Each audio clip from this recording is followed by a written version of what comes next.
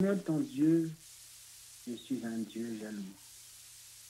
Punis l'iniquité des pères sur les enfants jusqu'à la troisième et la quatrième génération de ceux qui me haïssent, et qui fait miséricorde jusqu'à 1000 générations à ceux qui m'aiment et qui gardent mes commandements.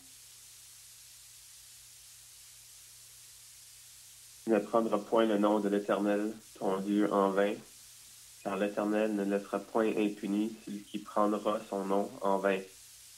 Absorbe le jour du repos pour le sanctifier, comme l'Éternel, ton Dieu, te l'a ordonné. Tu travailleras 6 jours et tu feras tout ton ouvrage. Mais le 7e jour est le jour du repos de l'Éternel, ton Dieu. Tu ne feras aucun ouvrage, ni toi, ni ton fils, ni ta fille, ni ton serviteur, ni ta servante, ni ton bœuf, ni ton âne, ni aucune de tes bêtes, ni l'étranger qui est dans tes portes, afin que ton serviteur et ta servante se reposent comme toi. Tu te souviendras que tu as été esclave au pays d'Égypte, et que l'Éternel, ton Dieu, t'en a fait sortir à main forte et à bras étendus. L'Éternel, ton Dieu, t'a ordonné d'observer les jours du groupe. Pour ceux qui viennent d'ajouter, là, on est dans Deutéronome 5, le verset 16 maintenant. Deutéronome. Honore ton père et ta mère comme l'Éternel, ton Dieu, te l'a ordonné, afin que tes jours se prolongent et que tu sois heureux dans le pays que l'Éternel, ton Dieu, te donne. Tu ne tueras point, tu ne commettras point d'adultère. Tu ne déroberas point, tu ne porteras point de faux témoignages contre ton prochain. Tu ne convoiteras point la femme de ton prochain. Tu ne désireras point la maison de ton prochain, ni son champ, ni son serviteur, ni sa servante, ni son bœuf, ni son âne, ni aucune chose qui appartienne à ton prochain. Amen. Donc, on va arrêter là pour notre lecture.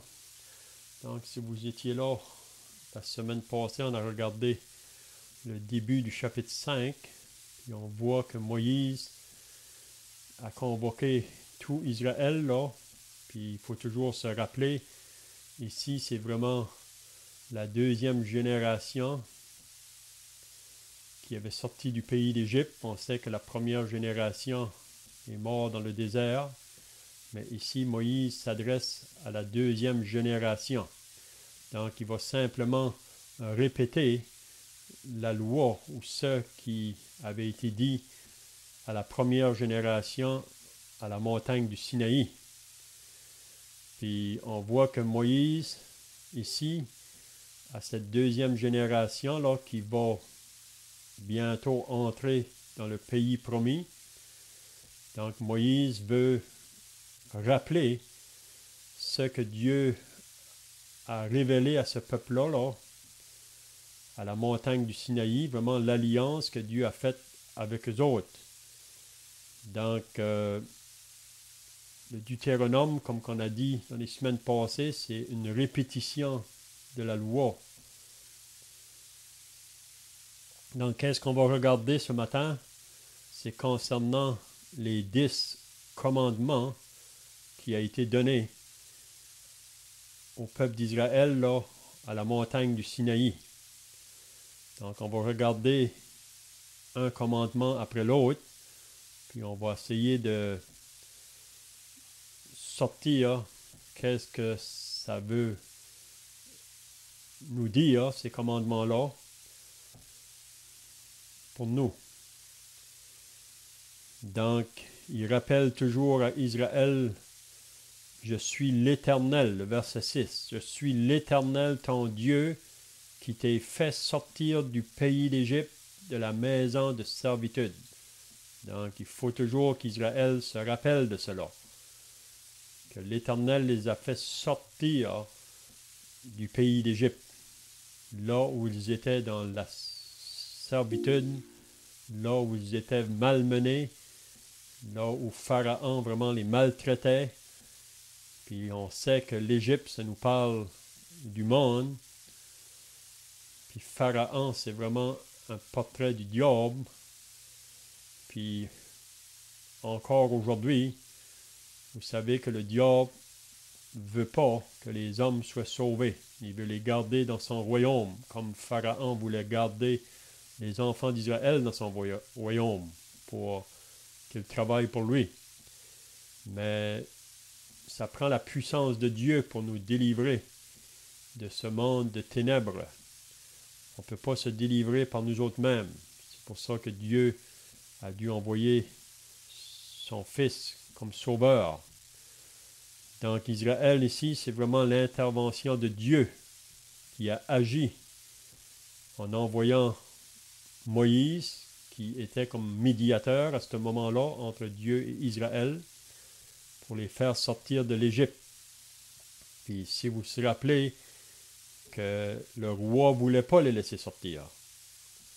Puis Dieu a dû envoyer des jugements très forts sur le pays d'Égypte. Même le roi endurcissait son cœur, jusqu'à un moment que ça nous dit que c'est Dieu qui l'a endurci. Puis on voit la fin de ce roi-là. Vous vous rappelez quand que le peuple d'Israël, dans le désert, là, face à la mer Rouge, quand ils ont regardé en arrière d'eux, Pharaon venait avec son armée pour venir les prendre de nouveau, pour les amener en Égypte. Et si vous vous rappelez, le peuple a été saisi d'une grande frayeur, une grande angoisse. Puis même qu'ils ont dit à Moïse, pourquoi nous as-tu apportés ici? Pour nous faire mourir dans ce désert, tu aurais dû nous laisser en Égypte. Mais ce n'est pas la raison pourquoi que Dieu les avait sortis de l'Égypte. Dieu va être fidèle envers eux autres. Puis Dieu a dit à Moïse de dire au peuple, restez en place, restez tranquille et attendez la délivrance que l'Éternel va vous accorder en ce jour. Puis si vous vous rappelez, Dieu a dit à Moïse d'étendre sa verge, puis la mer s'est ouverte. La mer s'est ouverte. Puis le peuple d'Israël, par la foi, a entré au travers de la mer Rouge qui était ouverte, puis c'était vraiment à sec. Donc ils ont traversé, mais si vous vous rappelez, le roi Pharaon et son armée ont voulu entrer aussi. Mais c'est là que Dieu les a engloutis. Donc Dieu a englouti l'ennemi d'Israël, celui qui les outrageait, qui voulait les garder dans son royaume. Puis on croit encore aujourd'hui que tous ceux qui s'opposent au peuple de Dieu, ceux qui affligent le peuple de Dieu, s'ils continuent à maintenir leur incrédulité, leur envie là, pour faire mal au peuple de Dieu, un jour ou l'autre, ils vont être affligés par Dieu. Dieu va les arrêter. Donc, je suis l'Éternel ton Dieu qui t'ai fait sortir du pays d'Égypte, de la maison de servitude. Donc, je mets une pause là, s'il y a quelqu'un qui a d'autres pensées là, à ajouter avant qu'on commence le verset 7. S'il y a quelqu'un qui a d'autres choses à ajouter, vous pouvez le faire.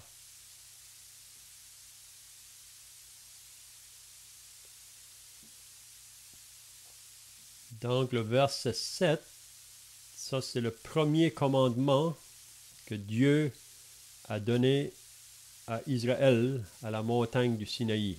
Il dit, « Tu n'auras point d'autre Dieu devant ma face. » Donc, qu'est-ce que c'est qu'on peut comprendre ici par ces paroles que Dieu a mentionnées? « Tu n'auras point d'autre Dieu devant ma face. » Que quelqu'un a des pensées là.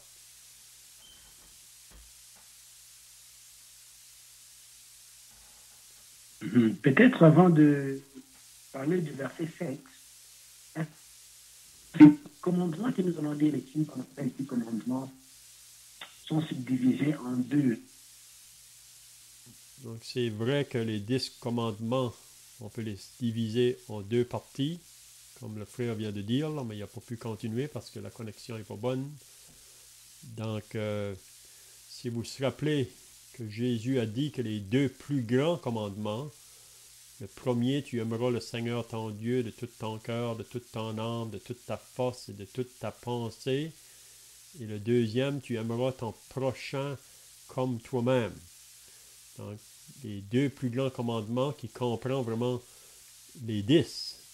Parce que si on aime Dieu en premier, donc les 3 premiers commandements, c'est envers Dieu.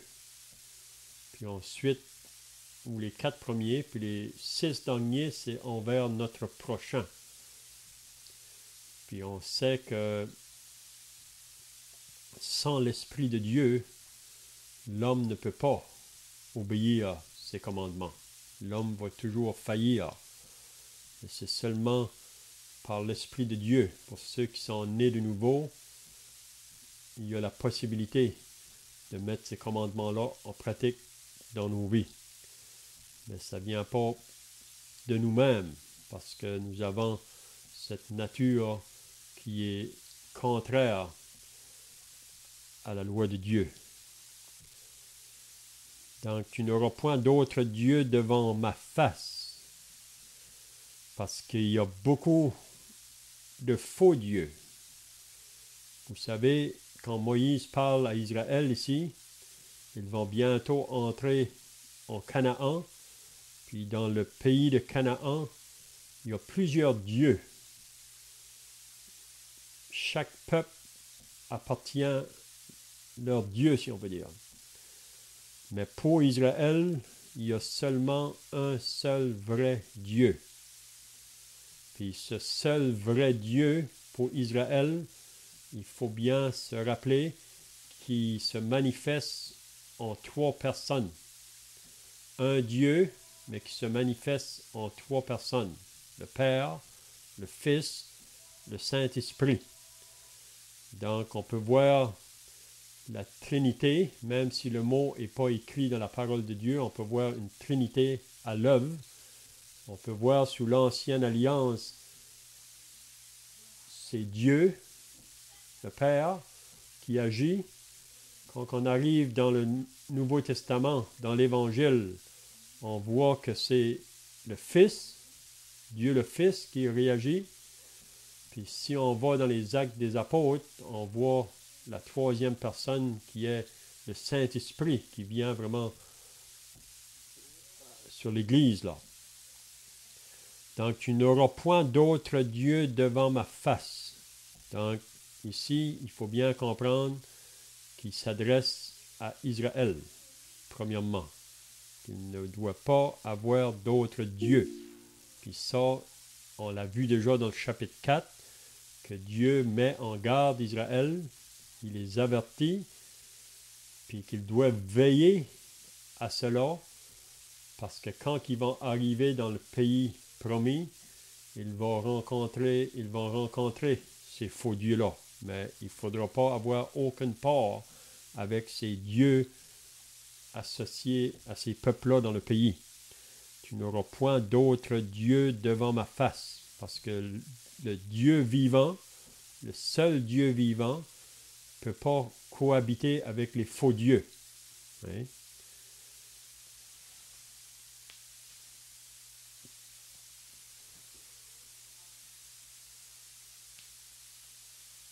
Si on peut faire une analogie en rapport avec l'amour, parce qu'effectivement, les premiers commandements se résument à aimer Dieu.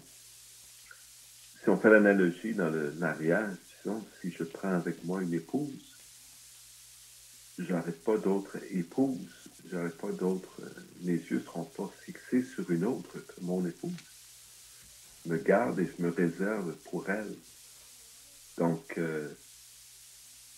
d'une certaine façon, c'est la même chose avec Dieu. Non pas, comment dire, il y a d'autres femmes dans le monde que ma femme. Mais en réalité, il n'y a pas d'autre Dieu. Donc, c'est encore plus une insulte pour Dieu que de se tourner vers les idoles qui ne sont pas Dieu, qui ne sont pas des dieux. Donc, c'est vraiment l'idée du premier commandement, la fidélité à notre Dieu, de demeurer attaché à lui et à lui seul. Et c'est facile, malgré l'apparence, on pourrait penser que c'est simple à faire, mais non, notre cœur est attiré vers toutes sortes de choses.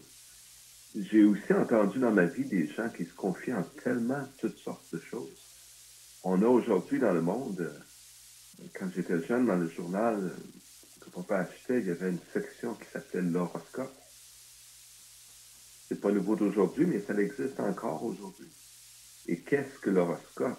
C'est des gens qui voudraient se confier dans des paroles vaines qui sont prononcées dans toutes sortes de choses, des diseurs d'aventures. Il y avait des gens qui disaient lire l'avenir dans des tasses de café. Bois le café, je regarderai ce qui reste dans le fond. Se confier dans la nature, dans des pierres, dans le champ magnétique, dans toutes sortes de choses. C'est incroyable, toutes les choses qui, même encore aujourd'hui, on pourrait penser que les gens aujourd'hui sont pas idolâtres, ils ne croient pas en Dieu même, ou ils rejettent ces choses, mais les gens vont toujours se confier dans quelque chose, quelle que soit cette chose. Et même si c'était la puissance de Dieu, il y aura des pensées, ils vont se confier dans ce qu'eux vont penser ou croire être la science, qui, selon ce qu'ils veulent croire, leur enseigne que Dieu n'existe pas, mais la science, loin de prouver que Dieu n'existe pas, au contraire, elle nous démontre vraiment que la vie ne peut pas venir et ne peut pas exister sans Dieu. Donc, l'homme, son cœur est prêt à se confier dans toutes sortes de choses, sans trop remettre en question. À combien de gens j'ai parlé et qui me disent « Ah, après la mort, c'est la réincarnation, on revient dans une autre créature ou quelque chose. » Les gens vont croire toutes sortes d'âneries, si je puis me permettre l'expression, au lieu de croire simplement leur créateur. Et ça, c'est triste, mais si on pense, c'est exactement ce qui est arrivé dans le Jardin d'Éden. Quand Adam et Ève y étaient, et que le diable est venu voir Ève et lui a dit que Dieu ne voulait pas qu'elle mange du fruit simplement parce qu'il voulait l'empêcher d'avoir quelque chose de bien. Et quelle raison Ève avait-elle de croire le diable qui n'avait rien fait pour elle, qui n'avait jamais rien donné à Ève, qui ne l'avait pas créée, à qui elle ne devait rien, plutôt que de croire Dieu, qu'il avait créé, qui avait créé tout ce monde, qu'il avait mis sous ses pieds avec Adam. Donc, Dieu avait tout fait pour eux, mais ils ont rejeté la parole de Dieu pour croire la parole du diable. Donc, c'est vraiment l'incrédulité et le rejet de Dieu. Et c'est vraiment pourquoi le premier commandement, le plus important que le Seigneur Jésus disait, tu aimeras le Seigneur ton âme. Et pour terminer, j'ajouterais que notre joie, notre bonheur repose aussi sur ce commandement. C'est pas parce que Dieu est égoïste qu'il veut que nous l'aimions lui seul. C'est de un, parce qu'il est le seul, et c'est de deux, parce que c'est ce qu'il y a de mieux pour nous. Sans ça, on va se confier dans toutes sortes d'autres domaines. Donc, un peu comme le frère vient de le dire, j'espère que vous m'entendez maintenant. Oui, là c'est mieux, oui. Ok. Donc, la première partie de ce passage ou de ce commandement nous parle de l'amour envers Dieu. Et la deuxième partie nous parle de l'amour envers notre prochain. Et tu n'auras pas d'autre Dieu devant ma face. C'est une déclaration d'amour que nous avons envers notre Seigneur parce qu'il nous a sauvés et on ne devrait pas avoir d'autre Dieu. Quelles que soient les formes, on ne devrait pas avoir d'autre Dieu ou avoir quelque chose à la place de Dieu. Aujourd'hui, c'est comme ça que les enfants d'Israël, quand ils devraient entrer à Canaan, ils ne pouvaient pas avoir des statues ou quoi que ce soit, mais ils ne devraient même pas aujourd'hui, dans notre circonstance, avoir quoi que ce soit qui prendrait la place de Dieu, car ça sera l'idolâtrie. Comme je disais tout à l'heure, que le Dieu vivant, ou le seul vrai Dieu, ne peut pas cohabiter avec un autre Dieu. Hein? On a l'exemple de ça dans 1 Samuel, chapitre 5. Si vous vous rappelez, là, quand que les Philistins ont pris l'arche de Dieu, puis qu'ils l'ont apporté dans leur ville, là. Si on lit dans 1 Samuel 5, ça dit « Les Philistins prirent l'arche de Dieu et ils la transportèrent d'Eben-Ézer à Astad. Après s'être emparés de l'arche de Dieu, les Philistins la firent entrer dans la maison de Dagon. » Ça, c'était leur Dieu. Ils ont fait entrer l'arche dans la maison de Dagon et la placèrent à côté de Dagon. Le lendemain, les Astoniens qui s'étaient levés de bon matin trouvèrent Dagon étendu la face contre terre devant l'arche de l'Éternel. Ils prirent Dagon et la remirent à sa place. Le lendemain encore, s'étant levés de bon matin, ils trouvèrent Dagon étendu la face contre terre devant l'arche de l'Éternel. La tête de Dagon et ses 2 mains étaient abattues sur le seuil, et il ne lui restait que le tronc. Donc, c'est pour nous dire qu'il ne peut pas avoir un autre Dieu à côté de Dieu.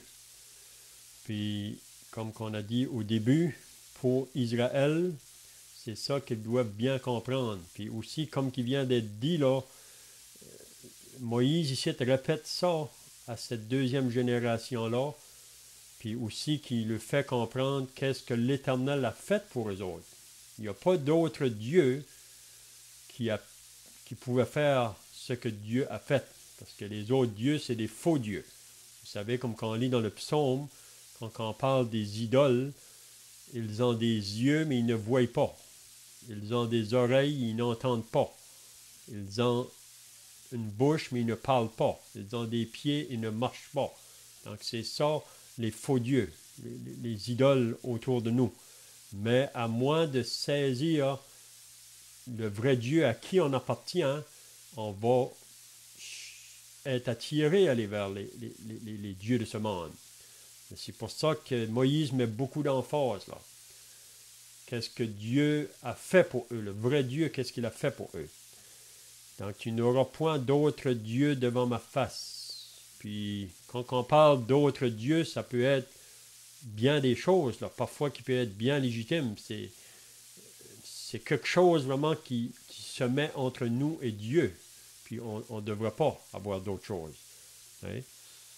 Donc, je ne sais pas si vous avez d'autres pensées là au verset 7. Moi, je trouve qu'il y a un autre point important que le frère a apporté.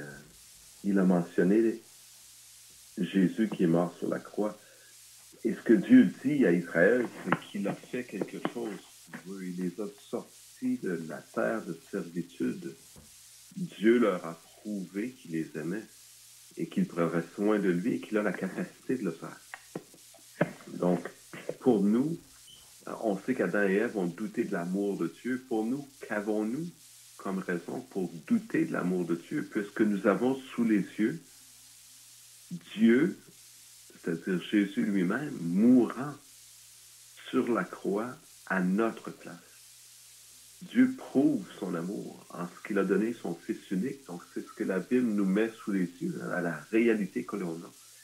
Aussi, de souligner que Dieu dit, si vous allez vous tourner vers des choses de rien, comme tu le disais, à des dieux qui ne voient pas, n'entendent pas.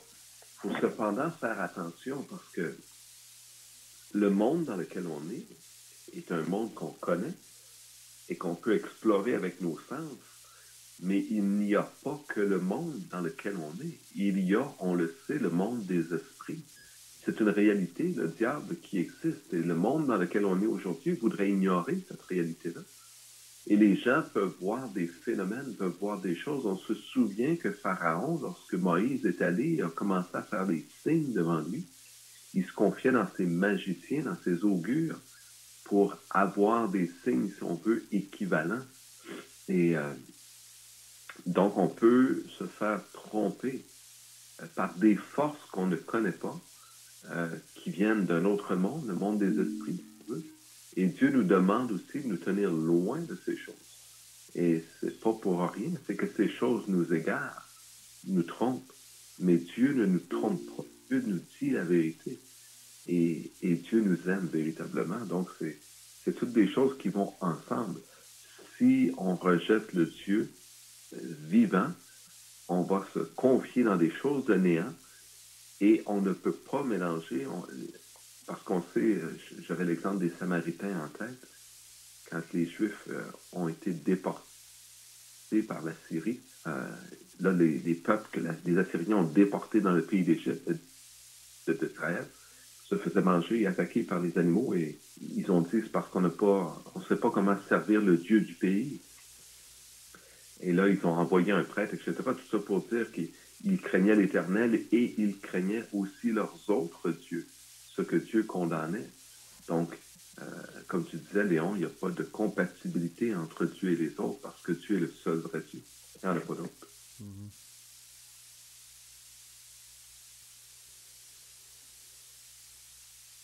OK, donc si on prend le deuxième commandement maintenant, il va dire, c'est un peu associé avec le premier aussi, là. Ça comprend les idoles.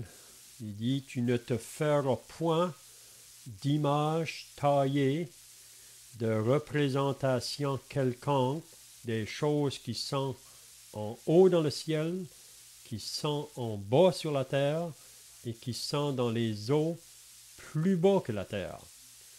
Tu ne te prosterneras point devant elles et tu ne les serviras point. Car moi, l'Éternel, ton Dieu, je suis un Dieu jaloux qui punit l'iniquité des pères sur les enfants jusqu'à la troisième et la quatrième génération de ceux qui me haïssent et qui fait miséricorde jusqu'en 1000 générations à ceux qui m'aiment et qui gardent mes commandements. Donc ici, le deuxième commandement, c'est très clair. Tu ne te feras point d'image taillée ou des représentations de Dieu, vraiment. Se faire des choses qui nous représentent Dieu. Puis si vous vous rappelez, dans le chapitre 4, Moïse nous a dit la raison pourquoi on ne devrait pas se faire des choses pour se représenter Dieu.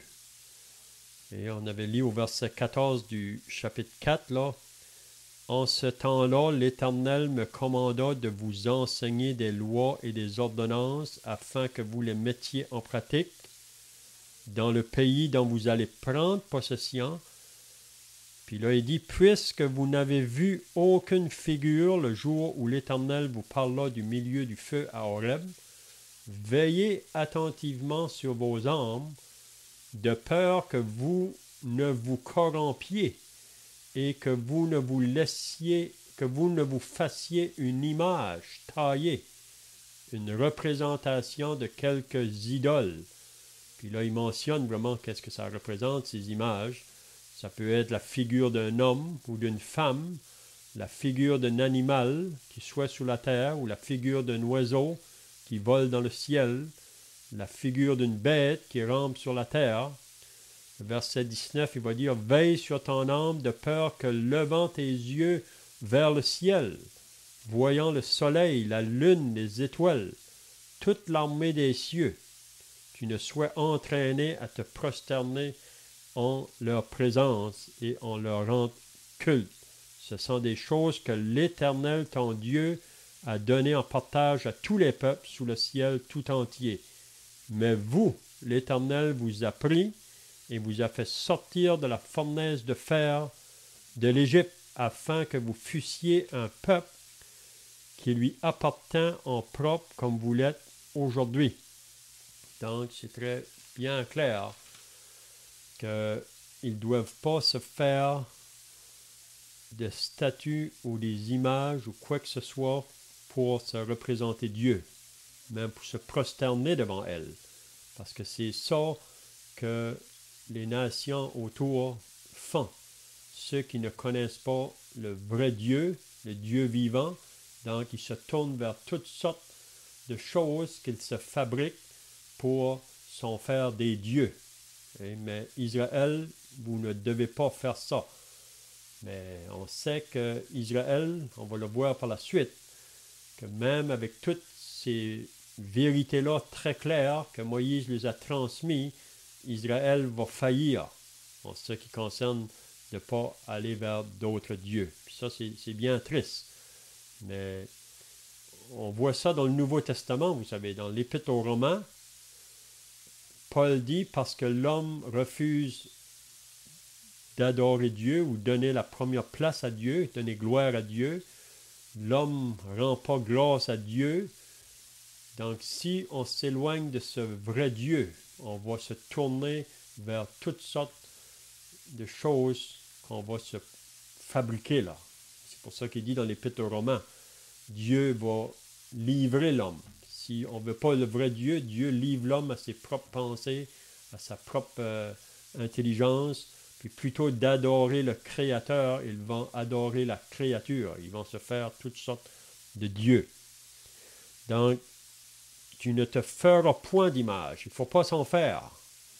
Vous savez que dans le monde de religion aujourd'hui, ils disent on peut s'en faire, mais il ne faut pas se prosterner devant ces choses-là. Mais c'est clair qu'il ne faut pas se faire ça. Il ne faut pas se faire des idoles ou des images ou quoi que ce soit. Pour le peuple de Dieu, on doit s'éloigner de ça. Si vous vous rappelez, à Thessalonique, quand l'apôtre Paul a été avec l'Évangile, après que ces personnes-là se sont converties, ça dit qu'ils ont abandonné les idoles pour servir le seul Dieu vivant. Et ils ont abandonné. Donc, le moment qu'une âme est sauvée, on est appelé à abandonner toutes ces idoles-là qui représentent des faux dieux. Donc, je ne sais pas si les frères ont d'autres pensées là.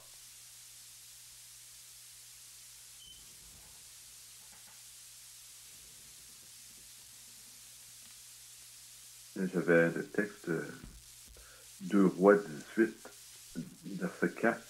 Le roi Ézéchias, lorsqu'il est devenu roi d'Israël, on lit au verset 4, il fit disparaître les hauts lieux, brisa les statues, abattit les idoles et mit en pièces le serpent d'airain que Moïse avait fait, car les enfants d'Israël avaient jusqu'alors brûlé des parfums devant lui. On l'appelait Nehushtan. Et on voit qu'il est écrit, il mit sa confiance en l'Éternel, le Dieu d'Israël. Donc, comme tu disais, effectivement, Israël a failli, et pas juste à peu près. On vient de lire toute cette liste de choses qu'il faisait qui étaient contraires à ce commandement que Dieu a donné. Et on sait que aussitôt que Moïse va s'éloigner, va aller dans la montagne, ils vont se faire des veaux ou un veau d'or qu'ils vont adorer. Là. Ils vont se tourner vers lui. Et ce qui est intéressant de remarquer, c'est qu'ils disent, voici Israël, ton Dieu, qui t'a sorti du pays d'Égypte. Donc, ils font le contraire de ce que ce Dieu qui les a sortis du pays d'Égypte leur a dit de faire. Et ils déclarent que cet animal, cette image d'un animal, est ce Dieu. Donc, c'est comme ce mélange qui se met dans leur cœur, comme si cette image qu'ils regardent ou qu'ils ont faite était ce Dieu. Ils ne déclarent pas, voici un nouveau Dieu, voici Baal, ou je ne sais pas trop quoi. Ils déclarent, voici ce Dieu qui t'a fait sortir du pays d'Égypte, comme si c'était vrai.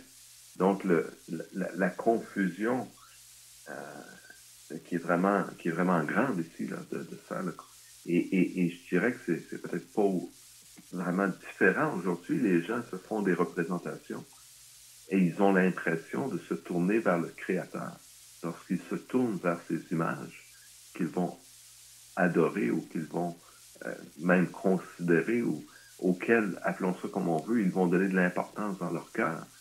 Ces images, pourquoi est-ce qu'ils les ont?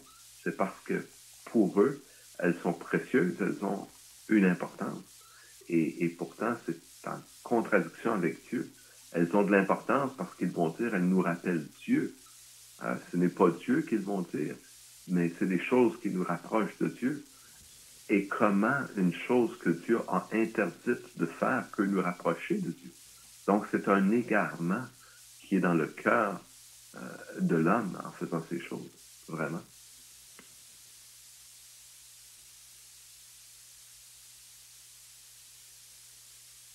Et puis cette loi-là qui a été donnée là, à la première génération qui est sortie de l'Égypte, parce qu'ici, il faut toujours se rappeler que Moïse parle à la deuxième génération. Donc la première génération, c'est pas longtemps après, quand que Moïse les a donné ces commandements-là, qu'ils ont adoré le veau d'or. Et c'est juste quelques jours plus tard, même qu'ils avaient dit qu'ils allaient faire qu'est-ce que Dieu les a dit. Mais c'est là que ça prouve que l'homme, vraiment qui n'est pas né de Dieu, ou qui n'a pas l'esprit de Dieu, il va toujours faillir à ces choses. Okay? Puis, Lévitique 26, là, il nous dit ça encore assez fort, là, au verset 1, « Vous ne vous ferez point d'idole. » Donc, c'est clair, il ne faut pas s'en faire. Il y a des personnes qui vont dire, ben nous, c'est pas vraiment des idoles, c'est juste peut-être pour nous rappeler ou nous faire penser. Donc, mais il ne faut pas en faire. Vous ne vous ferez point d'idole, vous ne vous élèverez ni image taillée, ni statue, et vous ne placerez dans votre pays aucune pierre ornée de figure pour vous prosterner devant elle, car je suis l'Éternel, votre Dieu. Donc, ici, Dieu parle à Israël, son peuple qu'il avait choisi. Il ne parle pas aux nations en général, il s'adresse à Israël. Mais comme on a dit, Israël va faillir. Mais nous qui sommes associés à la nouvelle alliance, ces paroles-là sont pour nous aussi. Gardez-vous des idoles. On lit ça dans l'Épître de Jean, au chapitre 5. Il ne faut pas s'attacher à ces choses-là. Hein? Donc, je ne sais pas si les autres frères ont d'autres pensées là.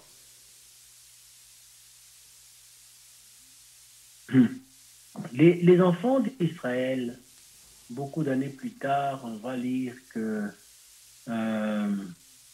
ils ont pris le serpent brûlant et ils ont comme l'adoraient. Je parle de mémoire maintenant. C'est terrible de voir comment le cœur de l'homme peut être pervers. Peut utiliser même des choses que Dieu a utilisées, mais les tourner vraiment d'une manière qui n'honore pas Dieu. Et on peut le dire ici, si on voit des personnes, moi je n'ai pas vécu vraiment dans des mouvements catholiques, mais on peut voir des personnes prendre des statues de la croix et même de Marie, se prosterner, et ce sont des choses abominables. Ce verset l'interdit. Ce verset l'interdit catégoriquement. C'est ça, il ne faut pas en faire. Même si vous lisez dans Ézéchiel, au chapitre 8, quand que Dieu amène Ézéchiel là, à voir ce qui se passait avec les prêtres dans le temple, c'était vraiment grave, vraiment. Donc, on peut dire que pour Israël, ils n'ont pas obéi à ce commandement. Ils ont vraiment failli. Pour moi, c'est comme j'ai dit, c'est seulement ceux qui vont réellement avoir la foi, comme Abraham, qui vont être capables de se détourner de ces faux dieux-là. C'est la même chose aujourd'hui. À moins d'être né de Dieu, à moins d'avoir l'Esprit de Dieu, on ne va pas être capable de rejeter ces choses-là. Ça prend la puissance de Dieu par son Esprit en nous, qui va nous donner la victoire sur ces choses-là. Hein?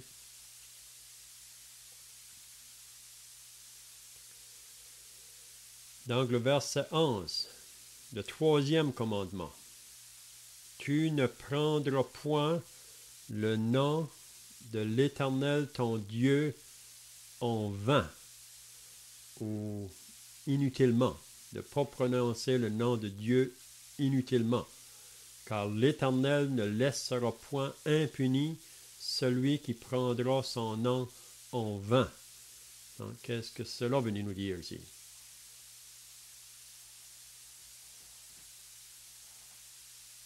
Oui, d'une manière que je le vois, c'est quand on utilise le nom de Dieu, ça devrait être simplement quand on parle de Dieu, d'une manière avec respect, ou quand on parle à Dieu. Donc souvent, le monde autour de nous va utiliser le nom de Dieu pour exprimer le choc, ou pour exprimer le dégoût, ou pour exprimer des émotions. Quand ils voient quelque chose, ils sont étonnés, l'étonnement. Souvent, on utilise le nom de Dieu pour ces choses-là, mais je pense que on devrait seulement utiliser son nom quand on parle de Dieu ou quand on parle à Dieu. Et puis, l'utiliser autrement, ou comme tu dis, inutilement, c'est utiliser le nom de Dieu en vain. Et souvent, on pourrait demander à du monde, est-ce que vous utilisez le nom de votre mère pour exprimer le dégoût? Il dirait sûrement non, parce que ça manquerait de respect pour ma mère, mais c'est la même chose quand on utilise le nom de Dieu en vain. Ça manque de respect envers le Créateur qui nous donne même chaque respiration et qui nous donne toutes choses.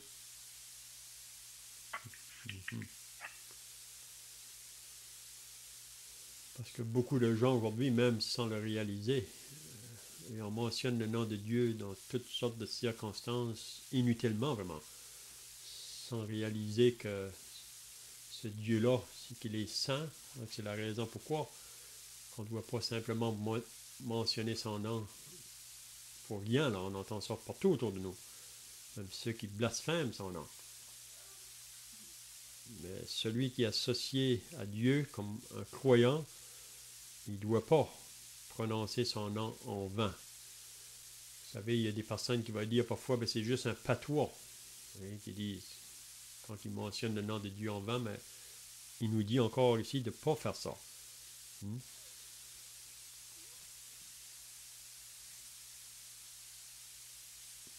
ne sais pas si les frères ont d'autres choses ici. Et on sait dans le Nouveau Testament que Jésus a dit ce ne sont pas ceux qui m'appellent Seigneur, Seigneur qui entreront dans le royaume des cieux. Ce sont ceux qui font ma volonté. Donc, il y a une autre façon de prendre le nom de Dieu en vain. Il y a des gens qui peuvent se déclarer être serviteurs de Dieu et qui ne le sont pas. Le Seigneur, et ça peut être confondant parfois, le Seigneur, pourquoi est-ce qu'il dit, il y en a qui vont dire, on a prophétisé en ton nom et on a fait des miracles en ton nom. Seigneur Jésus de dire, retirez-vous de moi, je ne vous ai jamais connu. Donc, on peut prendre le nom de Jésus, de Dieu en vain. L'homme peut se tromper lui-même et se faire à croire. C'est un peu ce que je disais tout à l'heure aussi quand Israël a pris le veau d'or et ils ont dit, voici Israël, ton Dieu. Donc, par la religion, par toutes sortes de pensées tordues, le cœur de l'homme peut se confier en toutes sortes de choses et se détourner du Dieu véritable. Et il va utiliser le nom même de Jésus, le nom de Dieu. Mais Dieu nous dit, ils ne resteront pas impunis. Donc, à la fin, ils ne seront pas épargnés du jugement de Dieu parce qu'ils ont prophétisé même, fait des miracles, soi-disant, dans le nom de Jésus. Donc, je voyais cette application même du verset où on peut, en surface, paraître vouloir ou servir le Seigneur, Dieu Tout-Puissant. Mais quand on se détourne de sa parole, quand on se détourne de sa volonté, quand on fait passer autre chose que ce que lui nous dit en premier, eh bien, on se leurre nous-mêmes et on se trompe. Ceci étant dit, je ne peux pas détourner Léon, mais j'aurais aimé qu'on parle peut-être un peu de la jalousie qui est au verset 9 et aussi de ces générations au verset 9 dont il est mentionné. Oui, c'est clair que Dieu nous dit qu'il est un Dieu jaloux. Donc, il ne faut pas penser qu'on peut faire ces choses-là sans que Dieu intervienne dans la vie. Donc, pour Israël, quand ils se sont détournés pour faire ces choses-là que Dieu le dit de ne pas faire, donc Dieu doit intervenir. Parce qu'on ne peut pas avoir d'autres dieux à côté de nous, ou à côté du vrai Dieu. Puis, comme on disait au début, pour moi, l'homme inconverti, l'homme qui n'a pas eu ce jour, qui s'est converti à Dieu, premièrement, qui est venu dans la repentance et à la foi au Seigneur Jésus. Je crois que ceux qui sont associés à l'Ancien Testament sont sauvés de la même façon que ceux qui sont sauvés dans la Nouvelle Alliance. C'est toujours par le moyen de la foi au Seigneur Jésus-Christ. Donc pour ceux de l'Ancien Testament, ils regardaient la croix en avant d'eux. Pour ceux de la Nouvelle Alliance, on regarde la croix en arrière.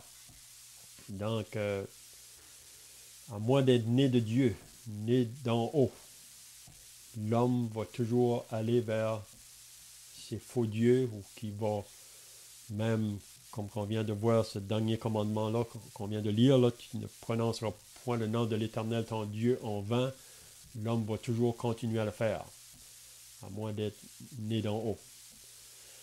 Je vois que le temps est passé, là, donc peut-être qu'on pourra toucher ça la semaine prochaine, peut-être ce sujet-là, si quelqu'un d'autre concernant la jalousie de Dieu. Puis ensuite, on pourra continuer les autres commandements. Donc, à moins que quelqu'un d'autre pense, là, sinon on va terminer par la prière.